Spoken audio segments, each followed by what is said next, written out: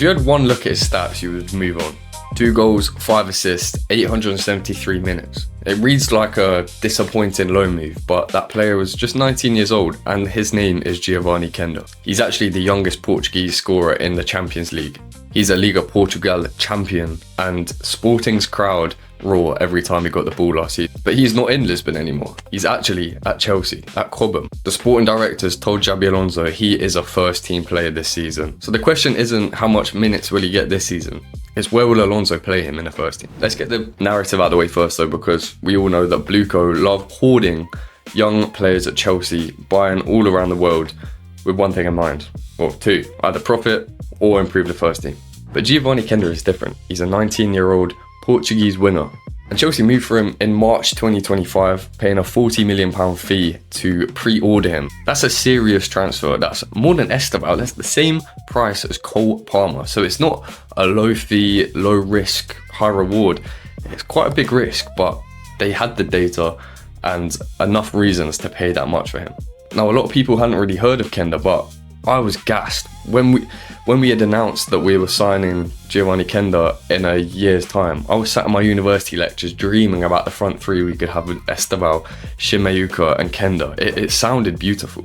And the fact that Man United wanted him, especially the fans, their fans were actually angry with their board, as they normally are to be fair, because he chose Chelsea instead. And at the time, Rúben Amorim was their coach who let Quenda break through at Sporting.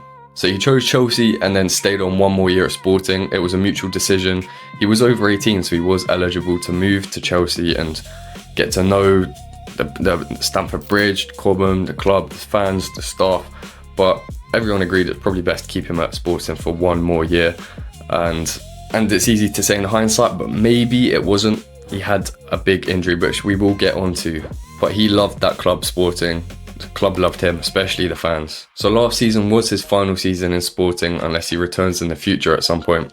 He did get quite a significant injury, but he didn't spend the whole time recovering in Lisbon. He did a lot of the rehab at Cobham, so he already knows the staff, facilities, teammates, before he actually looked in moving house and stuff for the permanent move. This is a player from a serious club as well. Sporting Club de Portugal, you know, like Bruno Fernandes, Cristiano Ronaldo. And the club would have been happy to keep him, I'm sure, but sold him for a £40 million fee, which shows you how much they believe in him. And at Sporting under Rúben Amorim, he was indispensable. He wasn't a rotation option. He was 17 years old, starting in the Champions League and every game in the Liga Portugal, in which they won that season. The coach loved him, the crowd loved him, they absolutely roared every time he got the ball, despite him being a teenager, because he is an exciting player. The ones that get you off your feet at the stadium, that's what every fan wants at their club. And there was a race against time last season for him to return and hope that he could save Sporting, keep them in the Champions League. They were targeting the return versus Arsenal after 4 months out with a big injury. It was his first competitive minutes in months, and although he didn't end up beating Arsenal, but they didn't win the Champions League, thank God. It shows you how big of a player that the club and fans viewed him as, hoping he could be their saviour, even though he's just 19. So let's talk about the numbers now. It's a lazy scout trap. You open a stat page, see the low totals and output from last season. You can call him a flop.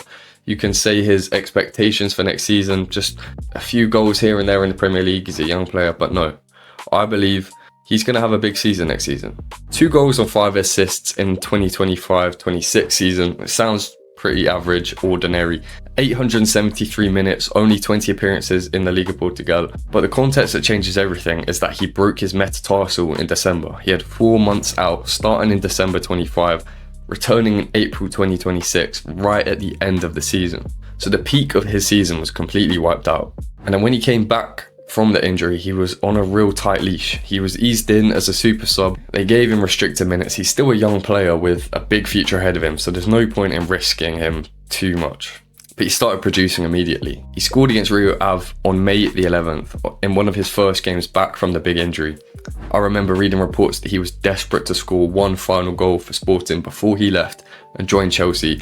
Then he ended up doing it in like the second game or something, way earlier than anyone really expected. Then he got an assist against Gil Vicente 5 days later. Another crucial cameo off the bench, showing the high output despite a low fitness space. He wasn't able to get into much of a rhythm throughout the whole season, but still getting 7 goals and assists in the limited minutes is pretty impressive actually. And across all his games, he averaged a 6.97 football rating, which isn't anything extraordinary, but it's higher than average. And like I said, playing through cameos and not being able to have a full rhythm, that's pretty good. So by reframing the numbers as a per 90 basis so that you can actually compare to other players in his position fairly, the number changes the entire conversation. So it's 0.71 goals and assists per 90. That is an elite benchmark. If you do the numbers, if you do the maths, that's a goal a game.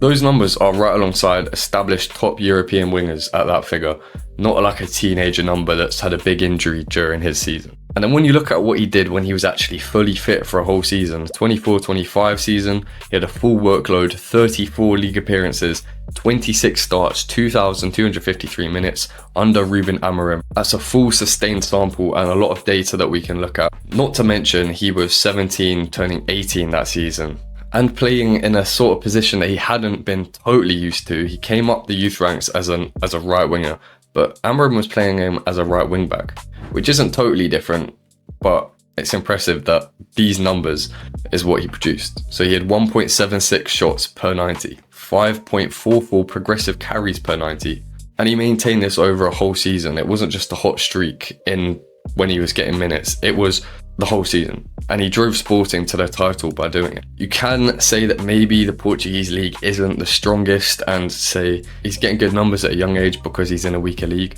That is an argument here, but when you compare his numbers in the Champions League, which Portuguese clubs end up doing, they tend to go deep, as of recently at least. In 25-26, he had 6 Champions League appearances, 404 minutes, but got 2 goals and 2 assists against top-tier European opposition with a mid-injury year. So that's 0.89 goals and assists per 90 in Europe, which is an astronomical figure. And his standout game was against Club Brugge, an 8.6 foot mob rating, a goal and an assist, 2 touches in the opposition box with 75 minutes. That shows you that the ceiling that Geovany Quenda can have when he's playing his best, when he's absolutely undefendable. And Xabi Alonso's job is to just get that out of him as much as possible at Chelsea. And then you look at the underlying numbers, not just the outputs per 90 minutes.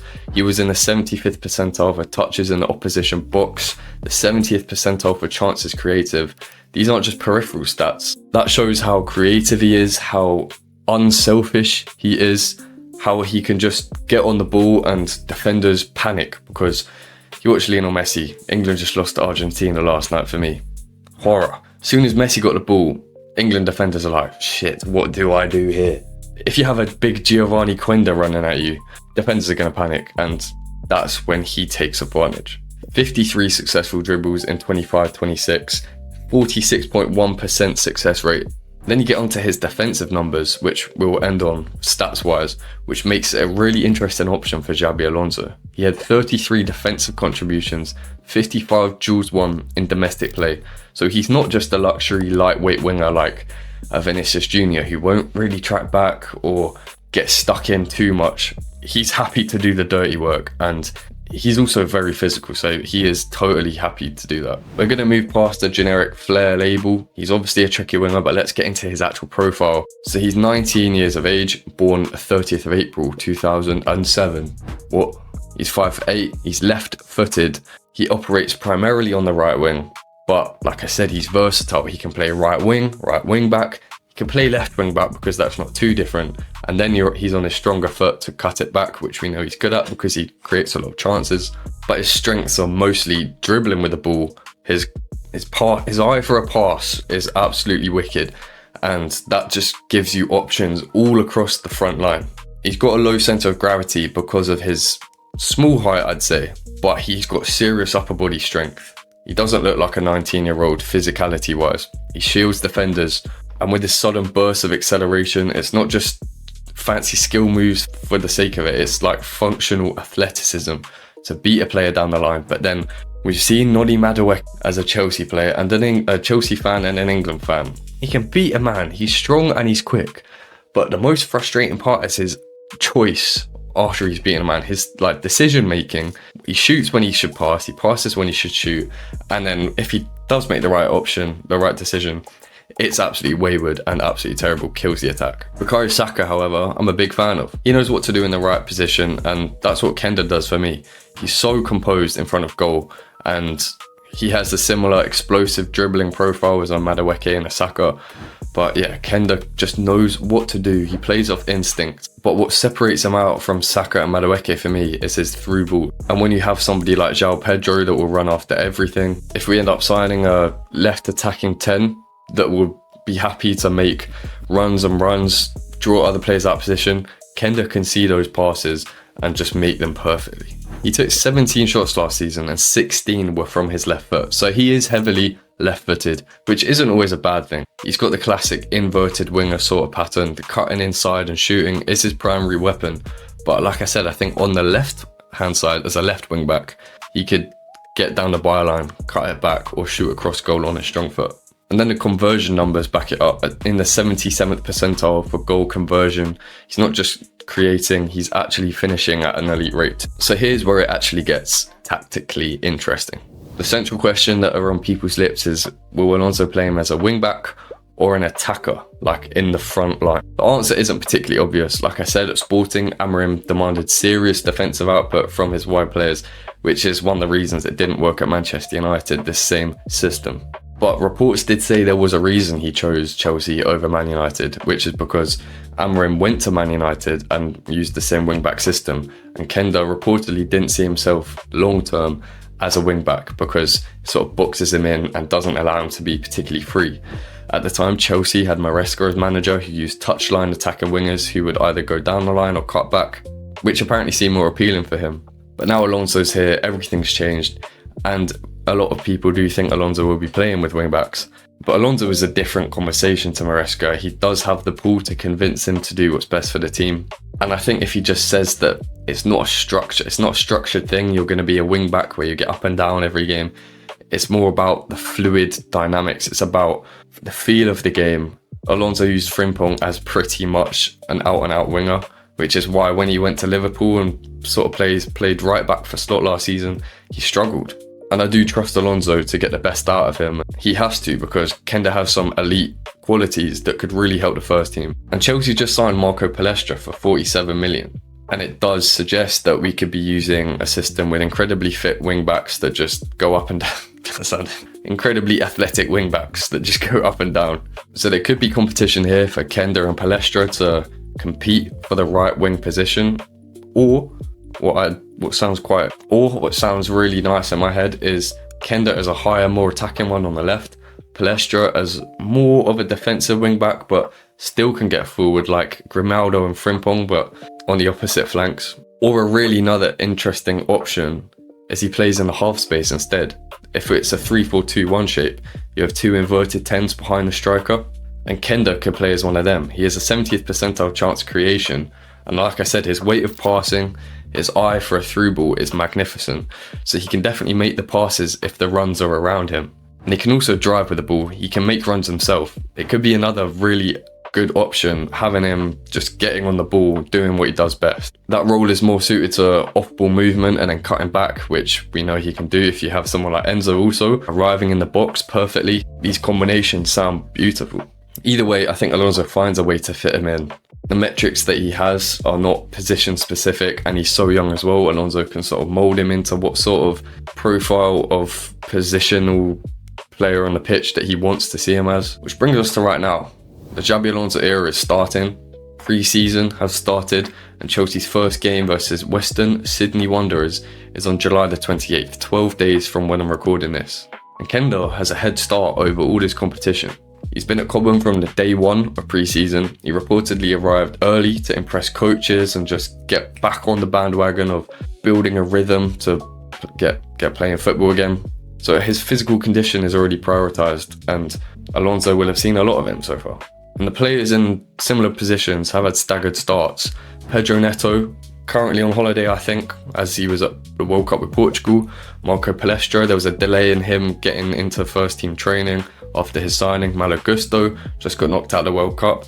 Cheverria, he's not even signed for Chelsea quite yet. Quenda has been there from day one of pre-season, but July the 28th is the real starting point. If Alonso plays him as a Alonso wants him to do some defensive duties. It will probably be a bit of a risk to have him flying up and down in the first game of pre-season against Western Sydney Wanderers, but I think you'll be able to see what Alonso thinks of Quenda if he can do a wing-back role, or if he thinks just getting him on the ball as much as possible in one of the 10s in the right half space or left half space as a creator is what he would like to see him as more instead.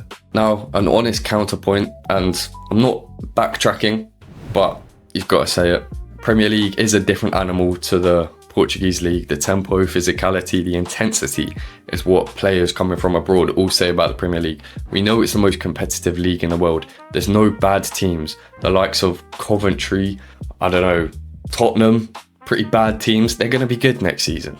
So a season to acclimatise to the league is a reasonable ask. He's never played English football before and he's 19 years old. But acclimatisation isn't he's not ready yet. If he wasn't ready, he would be going out on loan again. Physically, I think he's ready. Ability-wise, he's definitely ready. Maybe he's learning English more and more, so I think basically everything points towards him being ready. But you can't expect him to get 15 goals and 15 assists in his first season, but he does have every tool to in the near future. £40 million for a teenager to not even get him at the time of that bank transfer is serious intent from Blueco. He has one of the highest upsides in any of our signings that they've made when you factor in age, profile and trajectory. He's in that pot of Cole Palmers, Levi Cobbles, Estevals. If what happens is what seems, if their trajectories are met or what they're on already, some of the best players in the world. I've said it. So a quick thing before you do click off, 93% of viewers watching this are not subscribed. What the hell? We've got a much larger audience recently, so I would really appreciate it if you hit that button. So thank you for doing that. If you enjoyed this video, I think you'll enjoy this one too. So click here and I'll see you there. Thanks for watching.